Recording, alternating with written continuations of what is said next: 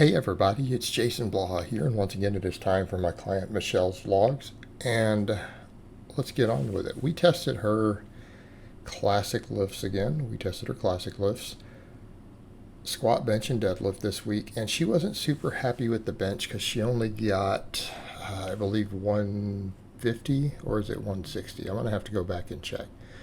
But she was very upset about that, and but she's also been dealing with some sleep issues and some stress. So we don't always expect bench to do what we want it to do. Plus, it allowed me to look at her benching and see more of where our weak links are instead of just general training for a closed grip bench. And so, again, we'll adjust her bench training a little bit accordingly based on that. I really want her doing a lot more floor presses and a lot more triceps. I think we're at a point where we don't need to worry so much about things like front delts. Right, I don't think that's what's limiting her benching at the moment. I really don't. So we want to work on the speed bench. We want to work on floor pressing. We want to work on triceps for her. And I think that's the direction we want to go. But her squat and her deadlift went up. So we're good there. So we know all this work we're doing is paying off. But she had also said, I know I was super stressed and I know it's a factor there and lack of sleep. So can I try the bench again soon? And I'm like, yes. We will try your bench again in a couple weeks. All right, we'll test it again. We'll see where it is. So on bench day right now, after the benching, we do floor pressing. Then she does a neutral grip pull-ups.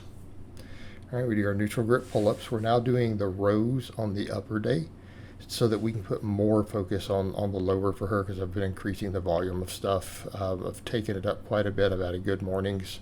So I want to get all of her back work in on her upper days, right? I want to get it on the upper days. And so accordingly, instead of putting the rows on the other day, we're doing it on the upper day. But I'm actually really glad that we got a nice grinder like that. It was a difficult lift with stress and lack of sleep, because again, it let me really see where she slows. It let me see where her weak points are. And so we know kind of what we need to do accordingly. So again, I don't think dumbbell work is benefiting her as much. I don't know that she needs the plate front raises right now. I don't know that she needs any of that. What she needs is, again, triceps. We need triceps. We need speed coming through the midpoint. And we really need to build the pec to fire from that position where she does the floor press. And I think that's an important thing that we need to look at. You look at where her bar slows and look at where she's at the bottom of a floor press. All right, that tells us a lot. Tells us a lot about what's going on. So even though I like the front raises, she's good at them. They look great for the camera. I don't think it's what she needs to be doing at the moment. But we're going to do more tricep work for sure. A lot more floor pressing, a lot more tricep work, because that's what she needs. All right, the band work. She's kind of found her own little way to do that. She likes with that pole. Although I would like those bands maybe a hair tighter, or she could just add more band tension. But, again, we can work on that over time. We can work on that over time. At least she's doing them nice and fast. We're getting the stretch reflex that we want. All right, for the squat. For the squat, we ended up with 255, which I believe is a 5-pound PR. Now, I couldn't see this. She asked me on the depth. I'm like, I can't really see because of the guy from the side.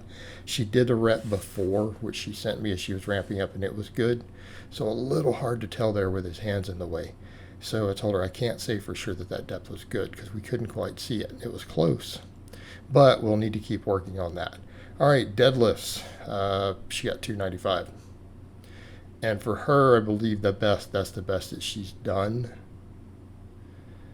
on a conventional deadlift. I believe this is a lifetime PR for her so far. A very small one. But like I said, we'll be up at 315 in no time. Not going to take us any time at all. All right, then we do leg presses on this day. All right, I'm trying to get her a little bit wider on some of this stuff because I want to work a little more glute and a little more adductor just in general. Although, honestly, using our leg press to worry about that may be a bit tit for tat because it hits those muscles anyways, and because we're doing Glute ham raises, good mornings, all this other stuff. It might not be that big of a deal. Might not be that big of a deal, to be perfectly honest. So as long as she can do what she can with the slide that we have, I think we're okay there, right? Because she's not a particularly wide stance squatter. But people may not realize how tall she is either. So she is like 5'9". She is 5'9", which has also been good for her recently, doing a little bit of modeling stuff. So after the leg press, we do glute ham raises and reverse hypers. But things to keep in mind with your taller girls like that, sometimes getting their squat where you want them can be difficult. You almost have to overdevelop their legs, right? You really have to build their adductors, all of those things up, so that they can get those knees out to get the best moment arms possible. Again, when you're dealing with taller girls like this. So that's why I brought that up. All right, and then we finish up with reverse hypers, and everyone knows how I feel about these. I think they're mandatory. I think they're the best deadlift builder just about known to man. Like if I had to pick one movement to help build the deadlift, it would be the reverse hyper. And again, phenomenal exercise for recovery in your low back. All right, speed bench day. We did speed benching with chains. Look at her bar speeds now. We're getting faster there. And that's what I want to see. I told her take that aggression from that grinder you had the other day, put it into the speed bench. All right, hate that weight up. Then she's doing dumbbell presses. All right, she's doing dumbbell presses. And like I said already, I don't think that she's getting as much as I would like out of the dumbbell presses. Again, just given the nature of the benching she does with a closer grip. We could argue about that a lot, especially with the hands pronated in, that it should carry over. I don't think that it is, right? Because look at where she's slowing, and we are getting a stretch at the bottom, and it's still not improving that. We're hitting that sticking point when she was fatigued and stressed. So right now they may be coming out. They're kind of just a stock filler movement for a lot of my conjugate lifters. If they have dumbbells and we don't know where their weak points are necessarily, because we had to work on her bench technique of her working on getting the wrists a little straighter and stuff like that. All right, then we do pull-ups. And she, again, prefers the neutral grip, and we go narrow just due to her shoulders, and just keeping in mind it's due to a surgery. So it's not a training-related injury she has. It is a surgery that she has had to where they've cut her shoulder open before. Well, there's certain things that we can't do, like really wide grip pull-ups and stuff. They aggravate it.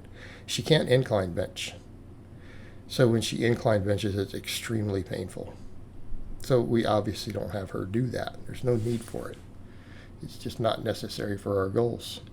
So again, we do the pull-ups, and then we do one-arm dumbbell rows. And for anyone who's asking why no real bicep work, look how much pulling she does. And again, neutral grip pull-ups like that, very, very good bicep exercise. Good secondary bicep exercise here, but look at the volumes we're doing. Do a lot of volume there. We don't need biceps. We really don't.